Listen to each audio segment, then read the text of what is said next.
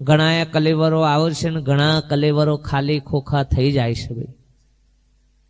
વિધિ થાય, 12મું થાય, 13મું થાય, સજ્યા ભરાય, આ બધી વિધિ થાય, પણ ભજન થવું એ બહુ કઠિન છે ભાઈ.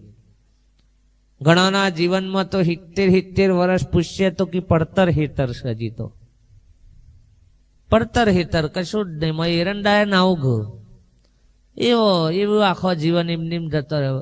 ભક્તિ શું છે, ભજન શું છે એ ખબર જ નહીં.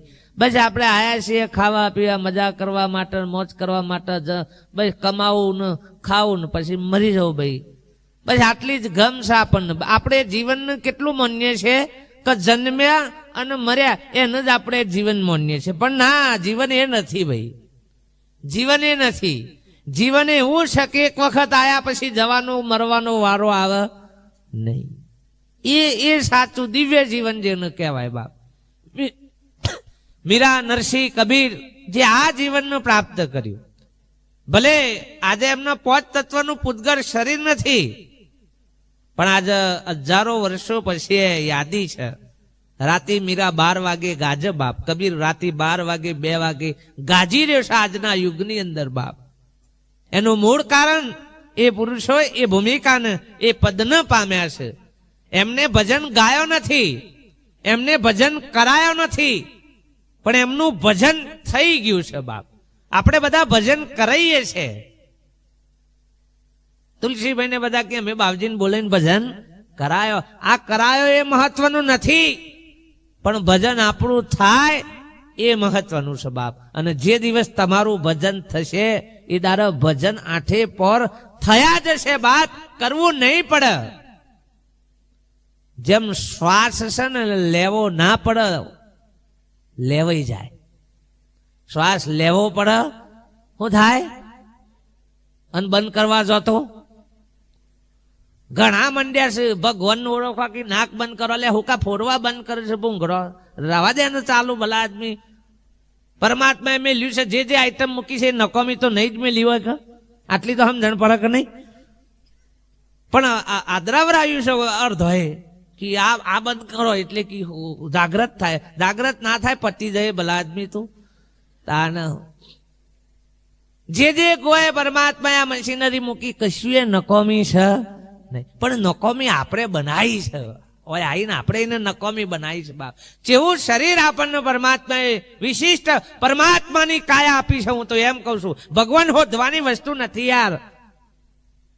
ભગવાને પરમાત્માની જ કાયા આપણને આલી છે. રામને હતી એ તો મન મળી છે, જુદી મળી છે ભાઈ. રોમના 8 હાથ હતા, 4-5 બોડ હતો. હે આપણા જેવું જ કલેવર, કૃષ્ણના આ જ કલેવર, એવું જ સાધન આપણને, એવું જ શરીર આપણને મળ્યું છે બાપ. પણ આ શરીરને આપણે વેડફી નાખ્યું છે બાપ.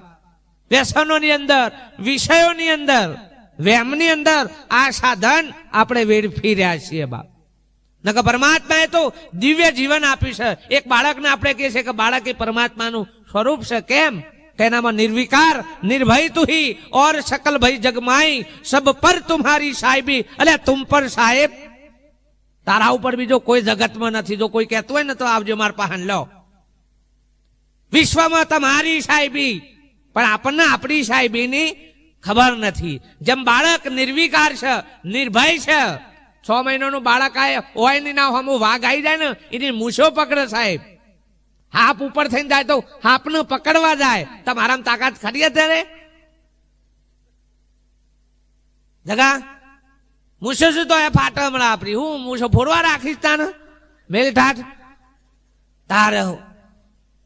આનો આમ કે અમે આખા ગામનું પદપદે મેલ મરવા દે. તું ઉંદરા આવું કુદમ કૂદ કરે તું શું લે ગામને પેલું કર તાને. હું 6 મહિનાનું છોકરો એનો માન બાપો ને આખું કુટુંબ મરી જાય તો એને બોરો ના કરાવવો પડે. લે કરાવવો પડે પંકજ. એનું શોખ ના નર, એનું કશું નર એવું. અને મોટો આખા જગતનો મોટો ભૂ હોય ને કે એ 100 નાના છોકરાને માતા બોલાય. બોલો તો કે દે જા મને ઉંબેલા મારી જાય. હા એ અસલ પરમા. પણ એ મોં પછી રાગ રાગ રાગ રાગ મોય આપણે બધો ડખો ગાલશું. હા એક્સ્ટ્રા મેમરી કાર્ડ કહેવાય ને. એ પછી મોએ ઉમેર્યું કે જો જે હો તારા આપણા કાકા બે અનમેર છે, ઈઓના ઘેર જવાનું, આ પેલા નગર કાકો હું ને બાપો હું એ ખબર નથી. હા, આબરૂ એ જતી નથી, જેવો હતો ને એવી મસ્ત શૈલીમાં